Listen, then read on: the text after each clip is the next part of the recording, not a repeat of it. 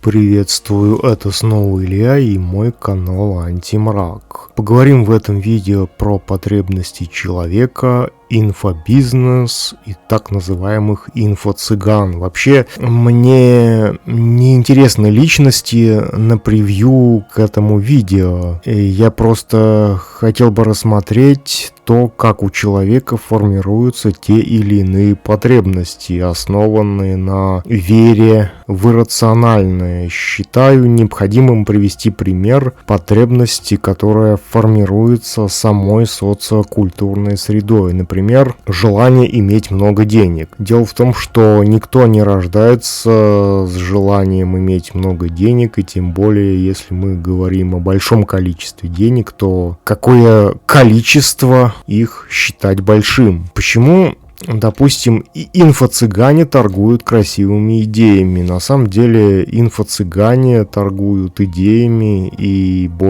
ничего более. Они занимаются удовлетворением человеческих потребностей верить в красивую идею, в то, что следование некоему алгоритму приведет к какому-то результату. Притом результат абсолютно иллюзорен, так как изначально маркетинговая предпосылка инфобизнеса заключается в продаже воздуха идеи, никак не связанной с реальностью. Хотя у потребителя так называемых инфопродуктов может создаваться ощущение, что он, потребляя эти продукты, занимается чем-то осмысленным. Идея инфо-цыган — это идеи, использующие пассивность человека, живущего в цифровом мире. На самом деле идеи инфо-цыган — это идеи, использующие пассивность человека, живущего в цифровом мире. В век интернета, доступного в любой точке мира, и где бы человек не находился в повседневной жизни, он всегда имеет доступ к интернету через свой смартфон, то есть через вот эту небольшую коробочку, которая умещается в руке. И с одной стороны, такой доступ создает у человека впечатление доступности любой информации, но с другой, он ничего не делает в своей реальной жизни, потому что он увлечен самим процессом поиска информации о том, как жить правильно, вместо того, чтобы менять свою реальную жизнь. И всякого рода информационные гуру, так называемые, пользуются такой пассивностью вот этого потребителя и предлагают этому пассивному пользователю купить некий информационный курс, который сделает его богатым, допустим. То есть инфобизнес — это предложение человеку некоего информационного продукта, не связанного ни с какими экспертными знаниями, а всего лишь спекулирующий на слабостях людей.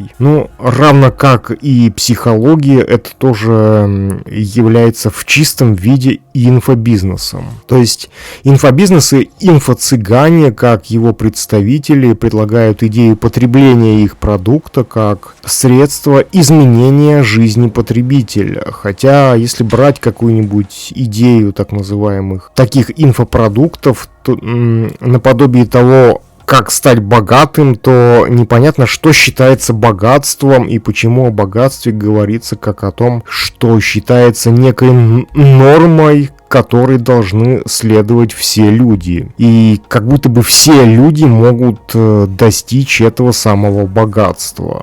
Ведь, допустим, кто-то зарабатывает богатство своим умом, как, например, Билл Гейтс или Джефф Безос. Кто-то зарабатывает, пользуясь служебным положением, как, например, какой-нибудь чинуша. Кто-то зарабатывает своим горбом, горбатясь на заводе, фабрике, либо там еще где-то. Но инфо-цыгане обещают потребителю рассказать о пути к богатству, независимо от того, какие способности у этого человека-потребителя есть. Например, я работаю по своей профессии на наемной работе и получаю за это зарплату. Я выполняю конкретную работу, которая выражается в конкретном объективном результате. Но некто посмотрит на некоего инфо-цыгана по интернету и решит, что есть некие легкие деньги, которые можно легко заработать, купив некий курс по так называемому привлечению денег. Вообще можно, конечно же, обвинять инфо-цыган в том, что они торгуют инфопустышкой, но с другой стороны есть люди, которые являются ее потребителями и готовы платить за это немалые деньги. То есть нельзя упускать из виду сам факт склонности человека верить в достижение призрачной цели, которая не имеет никакой связи с его собственной реальностью в виде его собственных способностей и желаний. То есть сама предпосылка инфопродукта, адресованного пассивному потребителю, заключается не в продаже ему неких компетенций, которые позволили бы ему овладеть некими навыками, связанными с конкретным предметом какого-либо дела, результаты которого востребованы другими, а продает образ богатого человека, благополучие которого измеряется возможностью потреблять.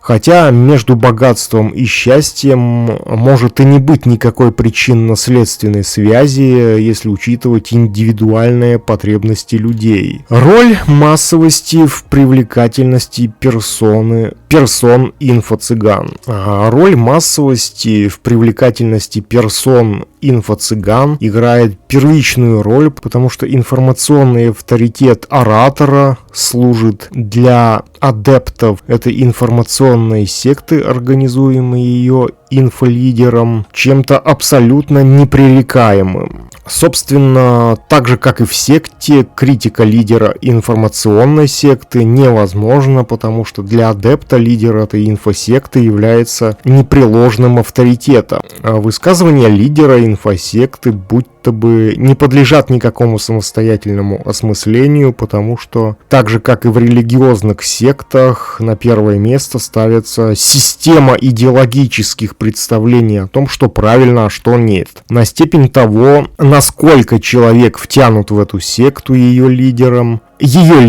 указывает степень отсутствия критики со стороны информационной жертвы, которые могут свидетельствовать его готовность расставаться с собственными деньгами ради идеологических ценностей этой секты. Естественно, что массовость значительно понижает критический барьер мышления, потому что человек, видя то, что большинство оценивает тот или иной феномен положительно, боится показаться не таким, как все, и тоже начинает думать, что, допустим, те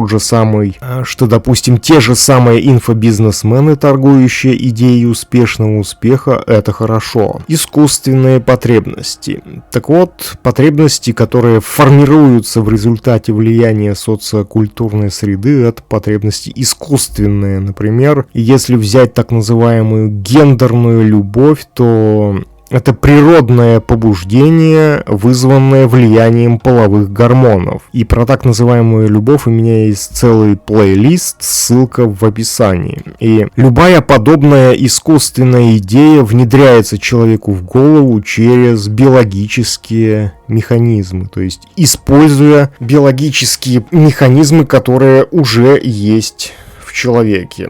Например, любая пропаганда всегда апеллирует к страху человека, используя его для формирования общественного мнения, носителями которого становятся сами люди, мысленно объединенные основной идеей ненависти к другим группам людей.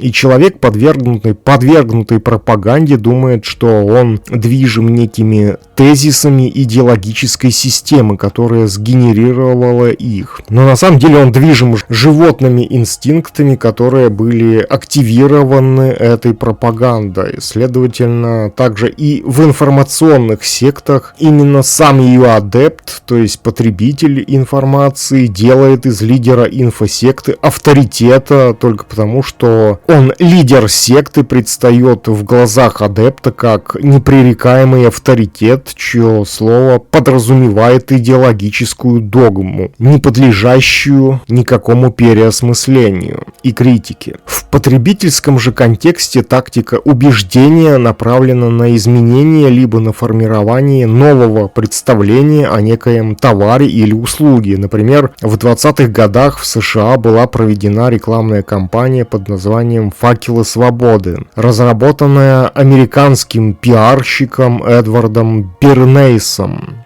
Данная рекламная кампания была направлена на изменение общественного мнения о женском курении, которое еще в начале 20 века в США считалось немыслимым. То есть, если говорить об изощренных рекламных кампаниях, то они побуждают человека покупать или пользоваться какой-либо услугой, не напрямую уговаривая купить что-либо, а косвенно, сначала постепенно изменяя представление человека о каком-либо товаре. В случае же с инфо-цыганами, то они не торгуют каким-либо конкретным объективным товаром, они продают красивую идею о становлении другим человеком, будто бы то, каким человек является в данный момент, это априори нечто неправильное. И, конечно же, во влиянии инфосект на потребителей играет первичную роль склонность самих потребителей верить в правильность стремления к целям, созданных самой информационной средой. То есть эти цели базируются на идее другой, новой идентичности, как в случае с рекламной кампанией сигарет Lucky Strike в США в 20-х годах. В 20-х годах эта кампания была направлена на расширение рынка сбыта сигарет за счет привлечения женщин к курению. Так еще в 23 году женщины потребляли 5% сигарет. После же проведения этой рекламной кампании в 29-м показатель увеличился до 12%, а в 65-м до 33,3%. То есть реклама как механизм, побуждающий покупать, изменяет отношение к товару, используя идею потребления этого товара как признака принадлежности потребляющего к некоему новому классу людей, ломающего устои, при которых потребляющий якобы угнетался, а потребление становится для него символом его независимости от этого гнета. И в рекламной кампании, которая была заказана Эдварду Бернейсу, табачной компании Lucky Strike, чтобы расширить рынок сбыта сигарет за счет привлечения к курению женщин, использовалась идея потребления их сигарет как символа независимости женщин от общественных устоев. То есть тот факт, что публичное женское курение еще в начале 20-х годов порицалось и считалось неприемлемым, в рекламной кампании, проводимой Lucky Strike, преподносился как факт угнетения женщин, ограничения их свобод. И данный пример показывает то, как происходит размытие границ допустимого, причем сигареты это еще не самое опасное, что преподносится как норма, поэтому только сам человек может определять для себя, что для него вредно, а что нет.